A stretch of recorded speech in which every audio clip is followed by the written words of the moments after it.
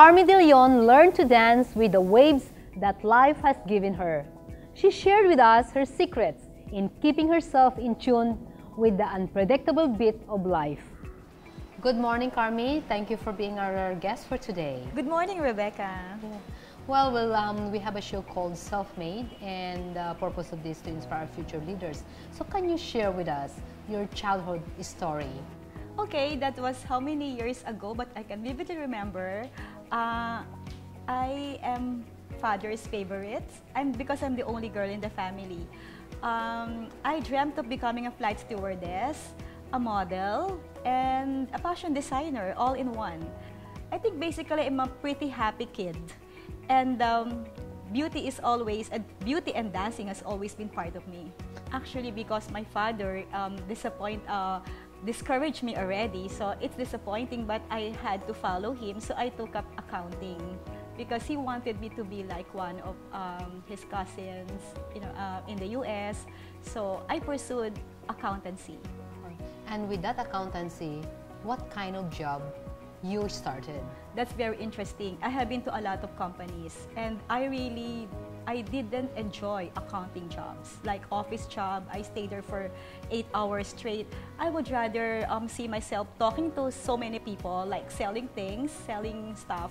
That's why I went to sales. I decided that I would be more efficient, more successful if I pursue my dreams and my passion. And that's not just like office work, but it's about selling something, selling ideas, selling an innovative solution. So what is your first sales job? Actually, way back, I joined Citibank as credit card sales person. So I knocked from one door to another, selling credit cards. So you go to different offices? Yes, I actually walked along the way, way back, I didn't have my car.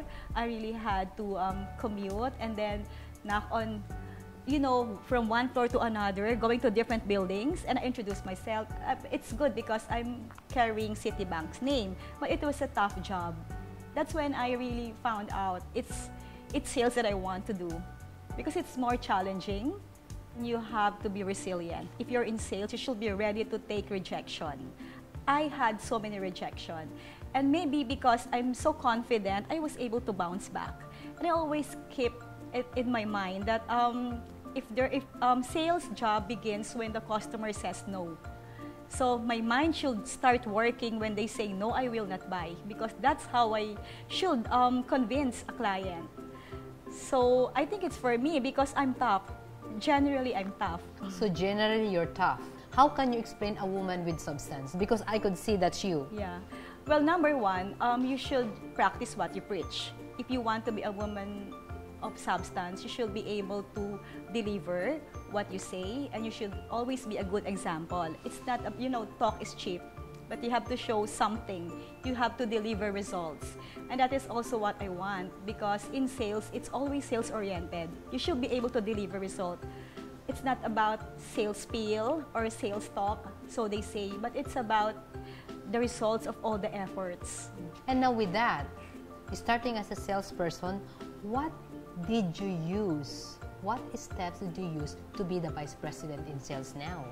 Okay, I believe it's just my passion for what I'm doing. It's not genius, innovative ideas all the time, but it's all about the kind of care for your work.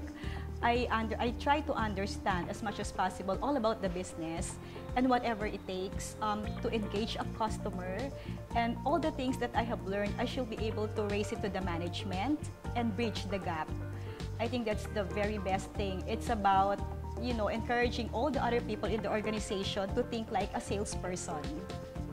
Are you a competitive person because for what you're sharing?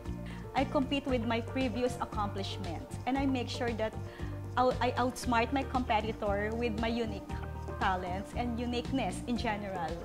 So what is uniqueness Carmie De Leon carry? Well, aside from beauty I love and it. confidence, well, I think out of the box. Well, of course, other competitors will also think out of the box. Like, they can always say they are passionate with their job, but I think it's more about building relationship. I really enjoy talking to people, and it's a genuine interest in other people. Yeah, with that, how to be an independent woman? All right, I think rule number one is you should know what you want. Understand yourself and know what you want and pursue your dreams, pursue your goal. And if you know that you have areas for improvement, accept it and try to improve on those things, but definitely hold on to your strengths and make sure that you use it. Like in the case of Healthway, as I mentioned, I'm so passionate about dancing. I'm from this dance troupe. Now it's our way of promoting good health to everyone. It's so spontaneous, it's so instant that I'm sure no other competitors can do that. So how you compare between life and dancing? Well, yeah, life in general, it's like you're in a show. Every moment is important. You just have to give yourself, just be true to yourself and perform, do your best. As if there are so many people watching you and you cannot go wrong. Wonderful.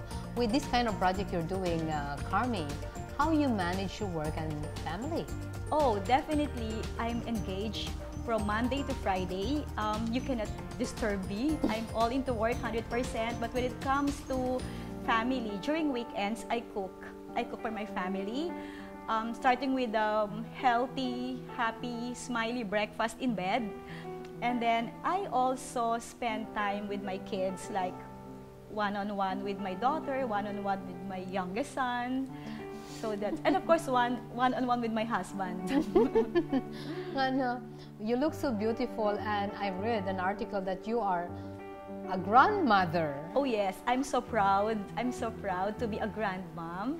And you know, it's different. It's times two. When I became a mom, I was so happy, but I was even happier to have a grandson. So is all your dreams for your children finished, like achieved? Well, definitely not yet, because well, I have two sons who graduated already. One is graduating, one is in college. But I believe I'm so satisfied right now because seeing them grow and loving each other. I think the number one rule is that they should also develop the same kind of faith and confidence in life. And that is what I'm doing right now. If there's special message that you want to inspire our future leaders, what's the best message that you can give, especially the children right now? Oh, okay. I think number one, patience is a virtue. Because I can see people nowadays, the younger generation, they're quite impatient. With the advent of internet and the instant things, they want to get things done the shortest possible way. But there's no instant, there's no magic, not magic, but success comes with hard labor and patience. So they should be willing to sacrifice, be more selfless. Instead of being selfish and getting immediate gratification, they should be able to give themselves first. Try to offer yourself first before you get anything in return. I think that's missing. The value of efforts, the value of self-sacrifice, and of course, being adaptable. They should be able to adapt to every new situation. They cannot easily give up.